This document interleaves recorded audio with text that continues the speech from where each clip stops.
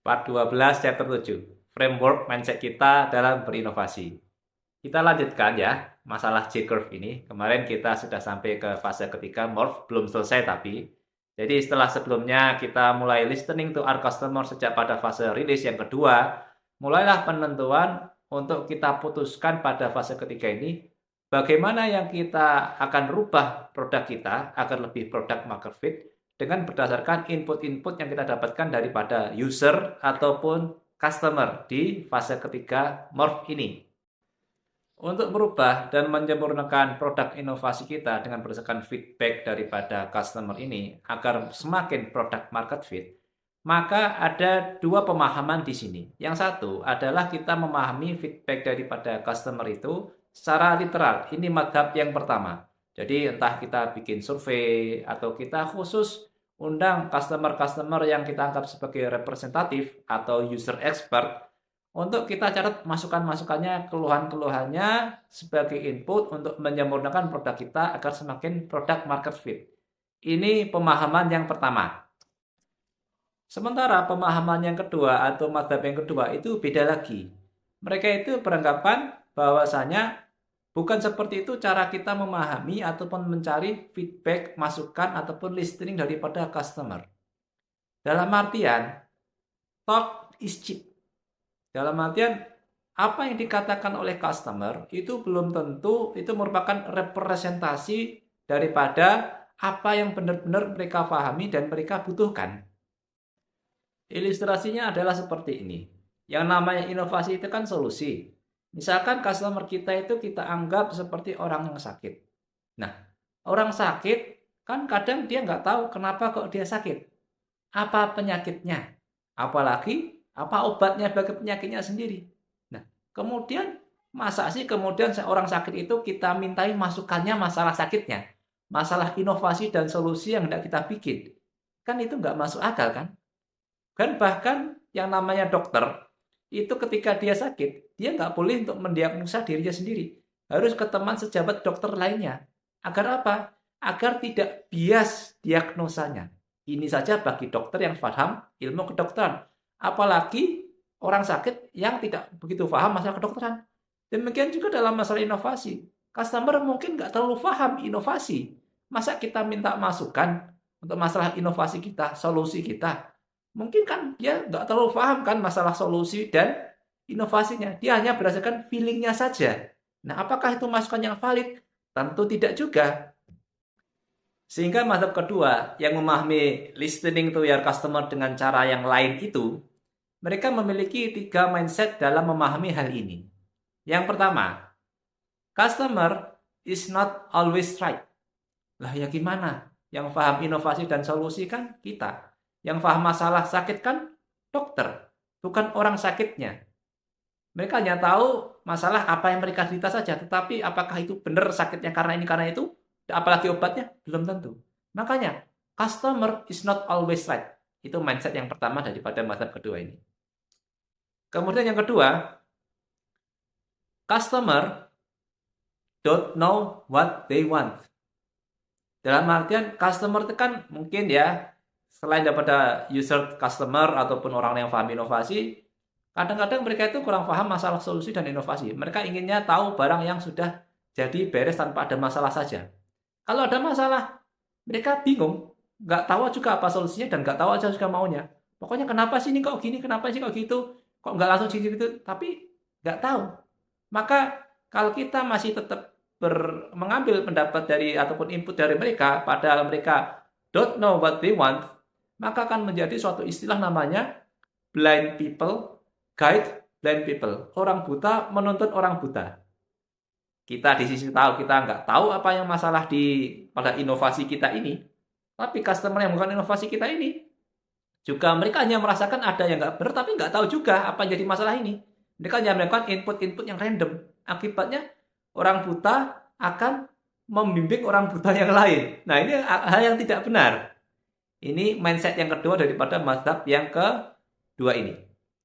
Kemudian, mindset yang ketiga, kenapa kok mereka memahami listening to customer dengan cara yang lain? Karena adanya istilah silent majority and loud minority. Maksudnya gimana? Biasanya yang berisik, kasih input, protes sana sini itu biasanya itu minoritas. Mereka itu bukan representatif yang tepat bagi seluruh customer. Sementara yang orang-orang mungkin tidak satisfy, kurang seneng, itu biasanya lebih suka silent, diem aja. Oh, inovasi ya? Ya. Nggak suka, tinggal. Nah, orang-orang yang seperti ini mayoritas.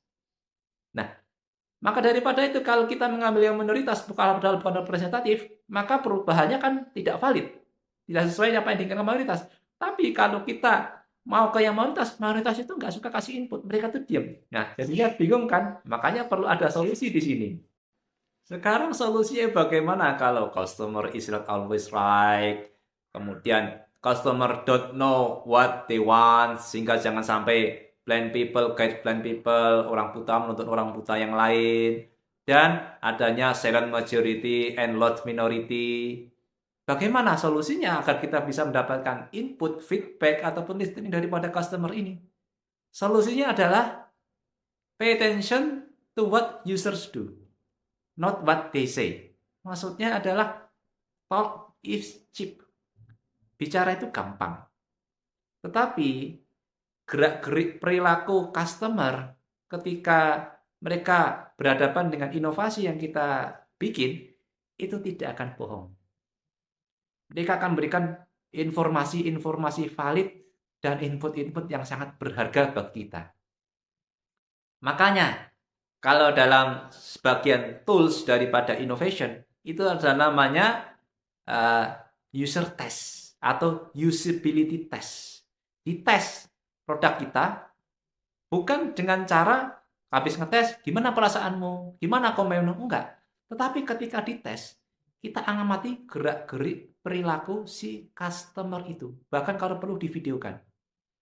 Kok kayaknya dia agak kesulitan. Nah, gerak-gerik perilaku mereka yang mungkin mereka tidak katakan itu, atau mungkin mereka tidak tahu cara mengatakan itu lebih jujur bagi kita. Dan adalah itu tugas bagi kita untuk menganalisanya dan memberikan kesimpulan atas hal itu. Jadi, perilaku customer lah yang perlu kita perhatikan. Bukan perkataan customer. Perilaku customer.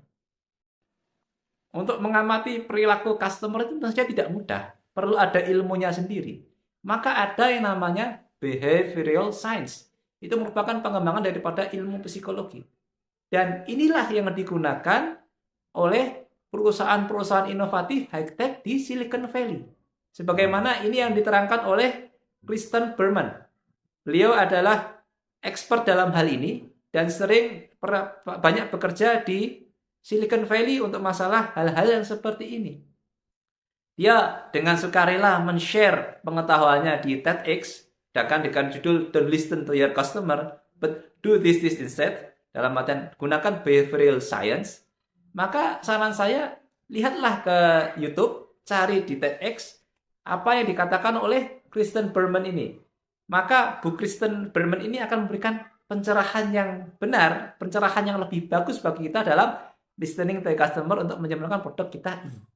Dari behavioral science dan don't listen to your customer itu, maka kita akan bisa lebih memahami apa yang dilakukan Silicon Valley, yang terutama yang dilakukan oleh Apple ketika dia bikin touchscreen di iPhone-nya untuk yang pertama kali itu.